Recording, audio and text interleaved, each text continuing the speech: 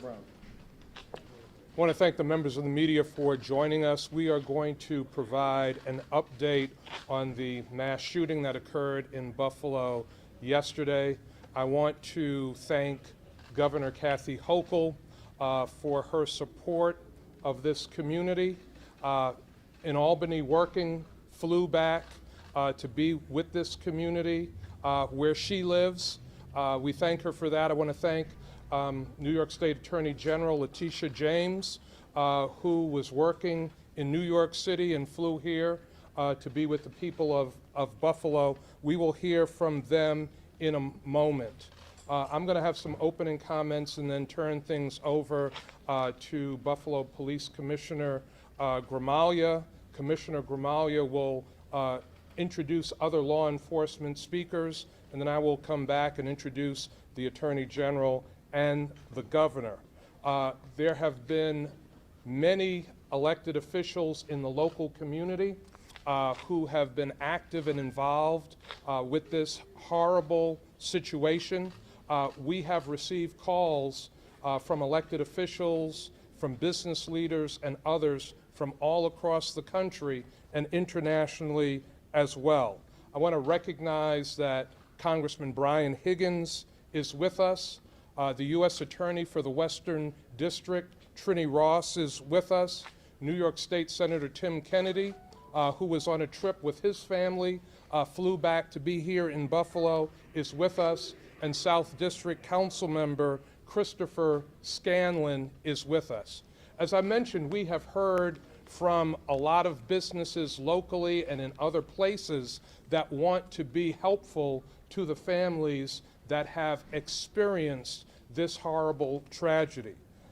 Scott Beeler and West Her Automotive Group have pledged $300,000 for grief counseling and other services for the families of the 10 members of our community that lost their lives in this mass shooting. I want to thank Scott Beeler and West Her Automotive Group for that commitment. Zephyr and Cross Country Mortgage. Zephyr is a new company that will be opening in the city of Buffalo. They have committed $50,000 for the funeral expenses of the 10 members of our community that have lost their lives. All information about how those donations can be processed and how that support can be provided to the families can be accessed through the mayor's office by calling 716-851-4841. This assistance is only for the affected families, the 13 people who have been shot, and sadly, the families of the 10 people who lost their lives. Now for a more detailed and updated law enforcement briefing, I'm going to ask Joseph Gramaglia, the Buffalo Police Commissioner, to provide that briefing and introduce other members of law enforcement. Thank you, Mayor. Thank you, Governor. Thank you, everybody here. So first, again, we'd like to extend our condolences to the families of those that have been affected, the TOPS community, the Buffalo police community, and the entire city of Buffalo community. We all feel this as a whole. This is going to be a very lengthy investigation. Last night, we completed the process with the medical examiner's office on identifications and, more importantly, family notifications. We had a family reunification center, and we were able to provide all those notifications so that they can begin the grieving process. As we said, this is going to be a very lengthy investigation. There are warrants that have been obtained. There are warrants that will continue to be obtained both on the state and the federal levels. We'll be looking at extensive digital platforms, computers, phones, cameras, and anything else that comes into play in this investigation. The crime scene is still being held, and it will be held for as long as we need it. The FBI is bringing in specialized equipment to help process that scene. This is a very significant coordinated collaborative effort with the state police, the FBI, the Sheriff's Department, everybody else involved in this process. The evidence that we have uncovered so far makes no mistake that this is an absolute racist hate crime. It will be prosecuted as a hate crime. This is someone who has hate in their heart, soul, and mind, and there is no mistake that that's the direction that this is going in. This will be completely geared toward securing a conviction for this individual. Our detectives, agents, deputies, everybody standing before you will work this tirelessly for as long as it needs to go, and it's done by a person, again, who does not live in our community, who brought this kind of hate to our very close-knit Buffalo community. We will not tolerate this. We will stand tall against it. We will rebound against it. We will show how strong we are, and all the members of our police department, the sheriff's department, the FBI, the state police will continue to fight hate on a daily basis. Thank you. We're going to introduce Sheriff John Garcia. We have Special Agent in charge of the Buffalo office also, Steve Belongia. We have the ATF represented as well. So, Sheriff. Thank you, Commissioner Gramaglia. As Sheriff of Erie County, I just want to say that on behalf of myself, our office, and the residents of Erie County, our condolences go out to the victims, the families, and the entire community. I'm not going to mention this individual by name. He doesn't deserve that. We should never mention his name as far as we're concerned. He is inmate control number 157103. I could state this, that he is in our custody. He will remain in our custody until further notice. Because of his actions yesterday, taking the assault rifle and putting it under his chin, he's on suicide watch. So he's on direct observation from our deputies, video surveillance, and he is in a unit which is separated from all other incarcerated individuals. His travels throughout the facility will be by himself, and along with 2 deputies and a sergeant. And he will be treated as everyone else is treated within the Erie County Holding Center, humanely, with respect. And he will receive the correctional health and the mental health that is needed. I believe the narrative should be the actions taken yesterday by the Buffalo police officers, Erie County Sheriff's deputies, FBI agents, that this shooting started at approximately 2:30 p.m. And 5 hours later, this individual is in custody and arraigned and behind bars. The bravery by the Buffalo police officers to engage an individual with a vest, an assault rifle, with handguns, I could just not say enough about their actions. I can't say enough about our retired fellow colleague, Aaron Salter, who confronted this individual to save the lives of others, and may he rest in peace, Aaron Salter. We will move forward. This individual came from outside the community. This is not the city of good neighbors. Moving forward, as the mayor said, a lot of people have reached out to the mayor's office, as they have reached out to the Erie County Sheriff's Office to see what they could do, how they could donate to the families, how they could pay for the funerals. This is what our community is all about. This is Buffalo. This is Erie County. Hate has no place in our county, in our state, in our nation. This was pure evil by one individual. And I know that this community is going to come together stronger than ever, more united than ever, because we are Buffalo and we are one. God bless the victims, their families, and this entire county. Thank you. Steve Belongia from the FBI. On behalf of the FBI, I'd like to offer my condolences once again to the families and the victims who were viciously attacked yesterday. The FBI continues to vigorously work this investigation from a federal perspective with all of our federal, state, and local partners. I'd like to give a shout out to the ATF, who has been an incredible partner from the beginning on this case at the federal level. We are receiving resources both locally and federally and from our headquarters to assist in this investigation, including from our evidence response unit at headquarters, along with our criminal investigative division, our counterterrorism division, and our victim services division. We continue to investigate this case as a hate crime, a federal hate crime, and as a crime perpetrated by a racially motivated violent extremist. If you have not seen it, the FBI has set up a tip line, and if anybody has information that could help with this investigation, we ask that you go to fbi.gov/buffaloshooting.com or fbi.gov/buffaloshooting if you have any information, any video, anything like that that would assist the investigation. Thank you. Again, I want to thank law enforcement at every level, federal, state, Buffalo Police, Erie County Sheriff's Department, for their tremendous response. The Buffalo Police responded in less than 2 minutes after this incident began. And I want to say a special word of thanks to the Buffalo police officers, because if not for their swift response and courageous actions, more lives probably would have been lost yesterday. That is important to note. This individual came here with the expressed purpose of taking as many black lives as he possibly could. So the Buffalo Police saved a lot of lives yesterday. I want to thank them for that. Yesterday, as this was unfolding, one of the people that reached out was New York State Attorney General Letitia James. And not only did she reach out, but then very quickly, very shortly thereafter, got on a plane and flew here to be with our community and provide support and services. My pleasure to introduce our Attorney General. Thank you. Thank you, Mr. Mayor.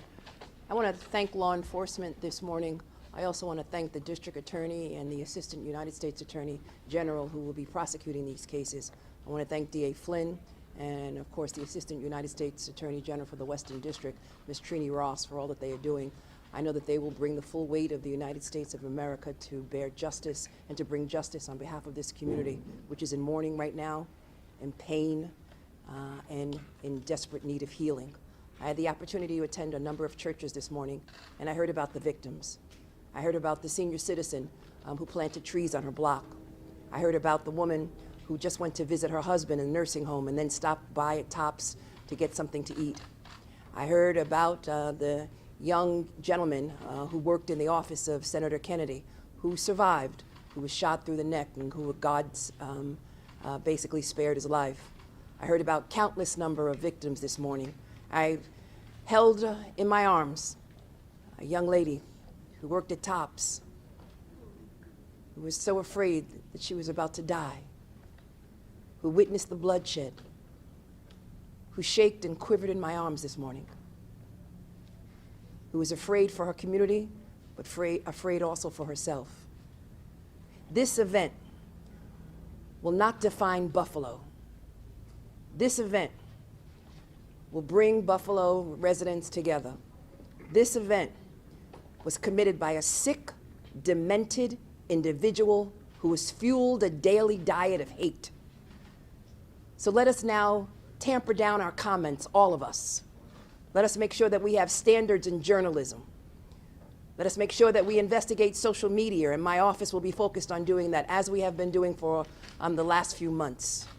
And let us come together as one, and let us put aside any differences, and let us all stand and remember the words of Dr. King, that love, only love, will overcome hate.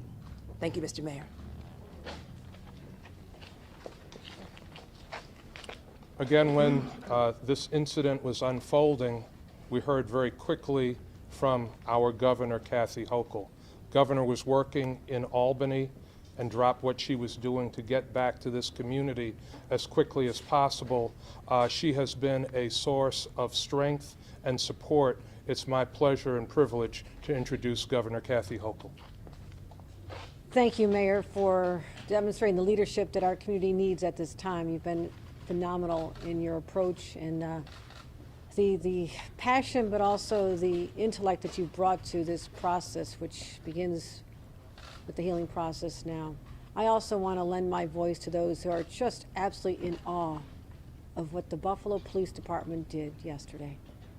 Right now, President Biden is addressing the nation, talking about the fallen police officers who lost their lives over the past of the last year. That knowledge is seared in my mind to know that these individuals put on a uniform every single day, as do law enforcement all over our state police officers, individuals in small towns and large. And they are so heroic with the time it comes, but they deserve our respect at all times. And I want to just give my gratitude to the Commissioner, to your members, as well as everyone who stepped up. I also want to thank our Attorney General. I have such confidence in her ability to bring the full weight of the law to bear in all cases involving hate crimes and other crimes. And I've just referred to her office a further investigation, working with our hate crimes task force to make sure that we ferret this out at all levels and continue working together, investigating this wherever it may happen. We don't know whether there's other people who are now going to be inspired, which is exactly what this cruel, depraved person intended. If you read the manifesto, he intended to make sure that other people would see what happened in real time here, so they would consider other acts as well. That's what has to shut down right now. And to now listen to the FBI, hearing that there is now a website, the Buffalo shooting, that just sort of struck me. Now we're known as the place of the Buffalo shooting. We are so much more than that. This state is magnificent, but this is my hometown. People know I know this neighborhood. This is my community. These are my friends. So we will be known perhaps temporarily as the place of the Buffalo shooting, but I want our place in history to be the place of the last mass shooting in this country. And working together, we will achieve that. Bringing to bear all the resources we have, whether it's smarter gun laws in our nation, and I continue to call on Washington to do just some basic things like we've done here in the state of New York. I also call on the Supreme Court, which is actually considering rolling back some of the protections that we put in place here to protect New York citizens from gun violence. We encourage them to just leave the law alone, but we'll find out soon where they're headed. But also the social media platforms, those companies, we're going to be sitting down and having a conversation very soon about, are they doing everything they humanly can? Are they putting in place human intellect as well as algorithms to identify when this hate speech occurs? I also want to make a couple of announcements about the incredible support, the outpouring of support that has come to these families who we mourn. Our hearts break for them, but also people all over want to share their love with us as well. And so I was in contact with Reverend Al Sharpton, the head of the National Action Network. There's an office here in Buffalo. He wanted to make sure I told the community that they want to pick up all the funeral costs for these families. They want to make sure that they don't have these fraudulent GoFundMe sites that are often set up in these circumstances. And so we'll be getting information out about that incredibly generous offer, and we thank Reverend Al for that. Also, we want to make sure that our state resources are being deployed effectively. Our Office of Victim Services, I've identified $2 million that'll go directly to support these families and whatever they need, so they'll be contacted by our members as well. We have counselors available 7 days a week at our New York Project Hope Line, which is a phone number people can call if they just need to talk to somebody, if you don't want to go in person, if you just want to talk about what this has done to your sense of security, if you need that extra help from a mental health counselor. And also we have a separate fund that goes to communities that are affected by gun violence overall, communities that need that sense that they're going to be okay. And I want to make sure that all of our state resources are available for that as well. One last area that is also of concern to me is the access to food in this neighborhood. We now have a food desert. So we are in touch with Uber and Lyft, and they have offered to take people from these zip codes if they need to go to a grocery store in another area, because a lot of people in this neighborhood, they walk to the grocery store. They don't have transportation. So to those families, we'll be reaching out and making sure the information is there on how to get access. And I thank Uber and Lyft for providing these resources, as well as I understand that this is a crime scene, but as soon as we can get this store open, available to the neighborhood, is going to be critically important to the well-being and the sense of getting back to normal. So I ask our law enforcement partners to understand that this community does not have a lot of options.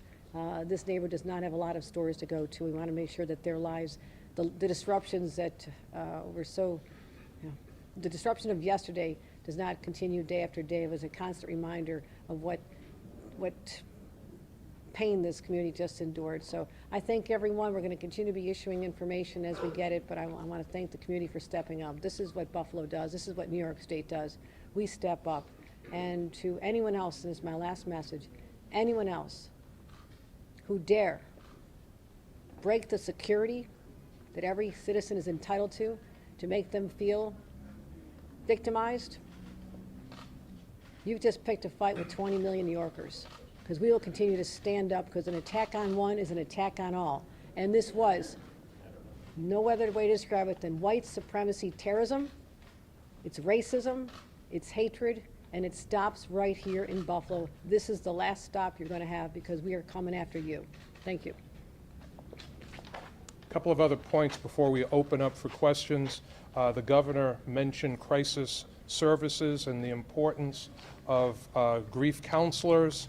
All of us went to church together this morning.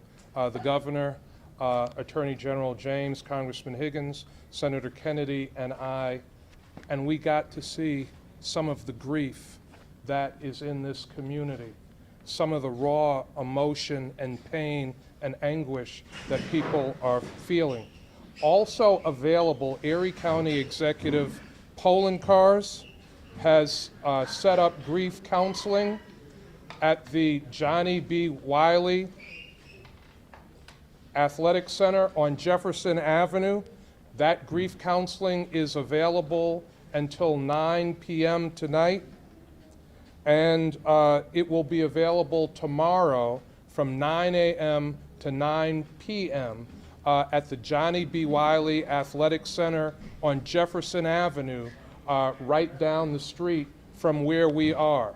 We know that there were a number of people that witnessed this incident, that feel traumatized by this incident. It is open to anyone, including law enforcement, that would like to see a crisis counselor. Also, for others that can't get to that site, crisis services is available. That number is 716-831-3434. Just as I conclude, want to mention that we have been joined by Maston District Council Member Ulysses Wingo, Niagara District Council Member David Rivera, and Buffalo Urban League President and CEO Thomas Buford, other members of the Buffalo Urban League and the Urban League Crisis Services team that has been in the community over the last 24 hours. Again, we are Buffalo strong. We will pull together as a community, and as we grieve and as we express our deepest and most heartfelt prayers to the families of those who lost loved ones, we as a community will rise again stronger than before. We'll open up for your questions. Commissioner Gramaglia, you mentioned that there are state and federal warrants going out. Who are they for and what are they regarding? Right now, warrants are being obtained for his home. Warrants are being obtained for the vehicle. A warrant was executed on the vehicle.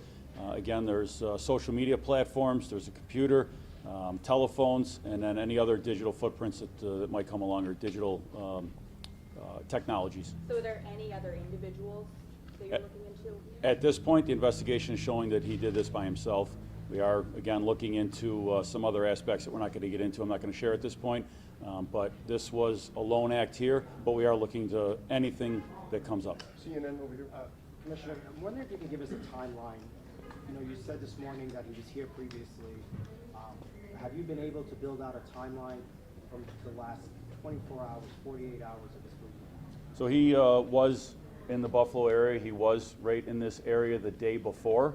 The warrants on social media platforms, GPS technology, that's going to help us put a much better timeline. We have identified some of the locations that he was at. We know he did some reconnaissance on the area and in the store. But as far as the timeline of when the act took place, the first 911 call came in at 2:30 p.m. yesterday. Our patrol officers were on scene at 2:31, according to our CAD yesterday. The officers immediately engaged the subject. As it was said, he put the gun underneath his chin. and our officers very courageously used every de-escalation tactic that they could. They talked him down. It was a pretty one-sided fight there with the armor that he had, and they were able to safely take him into custody with no further shots being fired. It was just a tremendous act of bravery. Did he interact with anyone at the tops when he was there previously, or anyone in the community previously? That I'm not going to disclose. That's all part of the investigation. And then I have a question for the U.S. Attorney. How quickly do you think we'll see federal charges here in this case, the federal hate crime charges? We understand the urgency of the situation. I have surged our team to work on warrants and to work with our law enforcement partners. We will bring charges as soon as we know we have the evidence to support them. Jennifer? The Attorney General gave us a little bit of information about the victims. What else can you tell us? Are you able to tell us the ages of the victims, and when do you expect to release the names? We are looking at potentially releasing that later today. We'll get all that information out. Commissioner, there's a lot of people on the street who are relaying to us frustration with the fact that the shooter, surrendered peacefully and saying things, pointing out that, black men often in conflicts with the police have been shot for much less. Can you just respond to that criticism that is out there, or maybe this frustration in the community that we're in? Any opportunity that we have, and that's what we teach to de-escalate a situation, we are not looking to shoot anyone. This individual at the time put the gun to his own chin, not pointed towards the officers. The shooting had stopped at that point, and the officers moved in very quickly to de-escalate. Had the need come into play where they were forced to take deadly physical force, then they would have acted on that. Again, keep in mind he was heavily armed. He had metal plating, armor plating vests on, and that could have been a really bad situation. But we responded as we're trained. The security guard fired at him with a weapon, right? He shot at him, and because he was wearing protective gear, it had no effect on him. Is that right? Yes, our retired officer Salter, working security there, engaged a suspect, fired rounds. We have evidence that he struck him at least one time, and that unfortunately had no effect. Associated Press, Carolyn?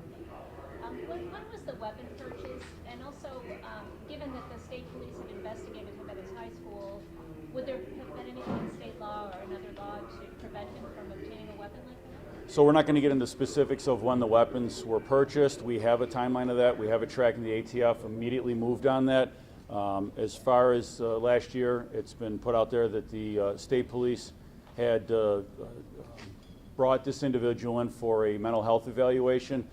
He went to the local hospital. He was there for, the information we have is about a day and a half, was evaluated and then released at that point. So, Sir, a question for the governor. We're coming on 10 years since Sandy Hook, when everyone said this will never happen again. Political environment is now probably even more difficult for the proposals that you're mentioning. What are you going to do differently? I'm going to keep fighting. Our proposals are make common sense. I'd already pre-planned to announce a number of safety measures to protect New Yorkers on Tuesday. I'm going to continue with that press conference to make sure anytime we find a loophole that we close it quickly. There's actually guns. They're called AOWs, any other guns. Believe it or not, they look like an assault weapon, but they don't fit the description of laws right now because the criminal mind is very diabolical. And just like with ghost guns, years ago, no one would have thought of what a ghost gun is, that you can literally order online the components of a gun that could take people's lives. I just signed a law outlawing that. So we're always trying to stay ahead of the criminals, but we find out that they take advantage of loopholes in our laws, that I'm going to keep closing them. But this also calls for a national response. What was used was not able to be purchased legally in the state of New York. The basic gun was, but the high-capacity magazine associated with it had to come from another state because it is illegal in the state of New York. We need a smart national policy, and let's start with something as what I would say in the no-brainer category after Sandy Hook. Shame on this country, shame on Congress at that time for not passing something as basic as a background check. So I'm ready to recharge that conversation. Yes, it's a challenging time politically, but that doesn't mean that we should stand down and let the criminals win. Have you heard any offers of cooperation across party lines, across the traditional divisions on this issue? No, but I expect to hear from them because these are their constituents as well. They represent other New Yorkers, other people across this country. And this is a time when regardless of your political philosophy or registration, leaders need to lead. Step up. Step up. This can happen in red as easily as blue states. So we have a national moment here where the world is focused on what happened here in Buffalo. Yes, it is white supremacy terrorism, domestic terrorism. We have to fight that, but also that coupled with the access to guns is the lethal combination that we have to continue to stop. So I call on leaders everywhere. Regardless of what you may have felt about guns in the past, this is a time to say we actually value people's lives, and that's what I'm going to be expecting. Governor, the state police. Governor, on the issue of social media, what would that look like? Are you talking about legislation? Are you talking about merely conversation? How would you fight hate speech without impinging on First Amendment rights? I understand First Amendment rights very well. I have no intention of impinging upon them. However, hate speech is not protected. You cannot yell fire in a crowded theater because people's lives could be in danger when people rush out of there. That is settled law of the land. So there are parameters if you're going to be inciting people to violence. That's not protected. So we know the limitations on what our laws can do. I'm going to make sure we're protected at the state level, but also there is much more to do from the social media companies themselves. I want them to sit in a room, look me in the eye and tell me, have you done everything humanly possible to make sure that you are monitoring this content the second it hits your platform? And if you're not, then I'm going to hold you responsible. So prove to me that there's nothing else that can be done, because they have a lot of resources, so don't tell me you can't afford this. There's a lot of technology. You know, monitoring aspects are important to us, as well as working with our state police officers as well and our federal partners. Have you reached out to Twitch, to Discord, to those sorts of platforms to start these conversations? No, this literally happened less than 1 day ago. I assure you, when I get back to Albany, their phones will ring.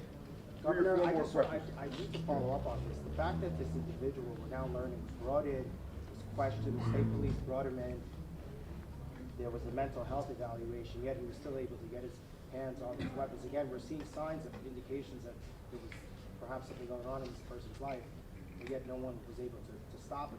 How concerning is that to you? I'm very concerned about this. Obviously, this happened before I was governor, but I'm still going to find out what happened and when it happened, and how we don't exactly know how all the weapon components were attained. As I mentioned, the most lethal part of the gun, the high-capacity magazine, was not legally purchased in the state of New York. So obviously a law was broken in order to either purchase that or to transport it across state lines. So we have a lot more information to find out.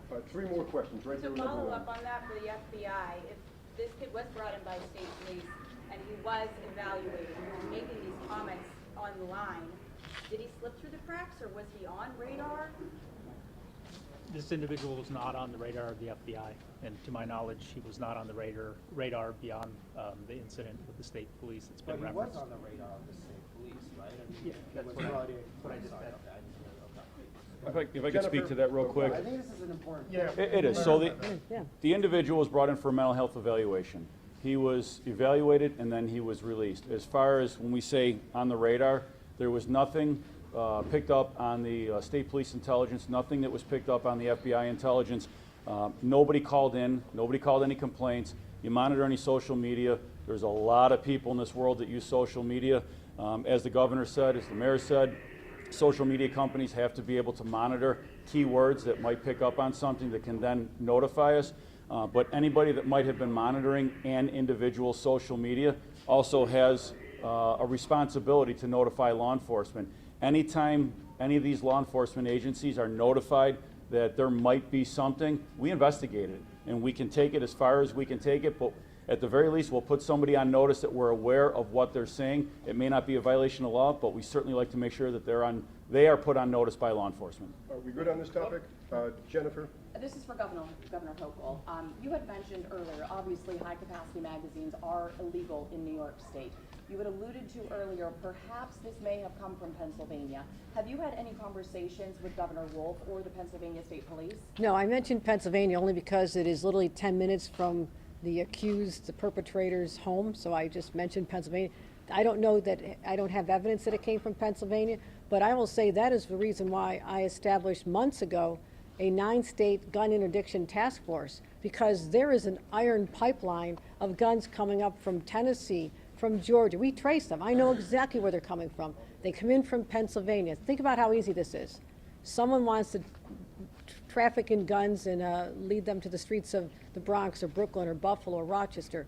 All they have to do is go to a gun show in Pennsylvania or another state, load up their trunk with these weapons, whether it's the magazines or the weapons themselves, drive them up, try to evade interdiction, and to start selling them on our streets. That's why I have a gun task force where we're starting to share, for first time ever, between 9 states, all the information we're collecting about other activities. So we've already identified cases where guns are being trafficked here. We're talking to those states as well. So we'll find out, we'll know the origins of this particular, the component parts that led to the slaughter on the streets just a few blocks from here. But we have a larger problem than just that. These guns are coming and these parts are coming from all over the country into New York State. All right, is there a few questions left? Any for law enforcement? Yes, for law enforcement. You mentioned that there may have been some interaction between the suspects and the community in the days leading up to the shooting. Can you share any more details about what that sort of interaction may have looked like? So what I said is if there was interaction, I'm not going to confirm that there was or there wasn't. Then we will continue to investigate that. Our homicide detectives will engage in interviews. If someone out there believes that they spoke to this individual beforehand, please contact our department and come in and speak with our homicide detectives. Anything can help. Yes, yes. Commissioner, you mentioned that he was here yesterday for reconnaissance. Was that the first time that you know of that he was here in Buffalo, or had he been here in the past? So it was the day before, on Friday. Yesterday was the day that the incident occurred. We have no knowledge, we have no information at all that he was here in Buffalo any time before this. It appears right now as we stand that Friday was the first day that he would have been here. And I recognize the accused is 18 years old, but are his parents cooperating with the police? Have you spoken to them? State police and FBI are at his house. They've spoken with the parents. From what I've been told, they are absolutely distraught and devastated, cooperating, but as I said, the state police and FBI are handling that part of the investigation down in that part of the state. Commissioner, over here, a follow-up on the mental health. And I'm sorry if I'm being dense, but just to be clear, so the mental health evaluation was related to the threat at the high school? And when was that? And when was that? That was back in June of last year. So June of last year, he makes a threat at the high school. He's brought in by state police for a mental health evaluation at that point. Yeah, from what I have, it was a generalized threat, not a specific threat directed at a specific place or person. Based on a I'm sorry? Was it a racist threat? No, it was not. The state police responded. They investigated, they interviewed the subject, and they felt it was appropriate at that time to have that individual brought in for a mental health evaluation. The state police did their job to the fullest that they could at that time. And this was in Conklin, this was in Binghamton, where did that Down in his hometown area, in his home district. Thank you, everybody. Has that manifesto been authenticated by? We have it. We're not going to comment any further on that, but we have it's being evaluated at all levels of government. Thank you. Go ahead. Just one weapon so far that's been seized? There were 3 weapons. There were 2 in the car and 1 in his possession. What were the 2 in the car? One was a rifle, 1 was a shotgun. And it was a Bushmaster that he committed the crime with? He had an AR-15. Thank you, everyone. Thank you. Appreciate it.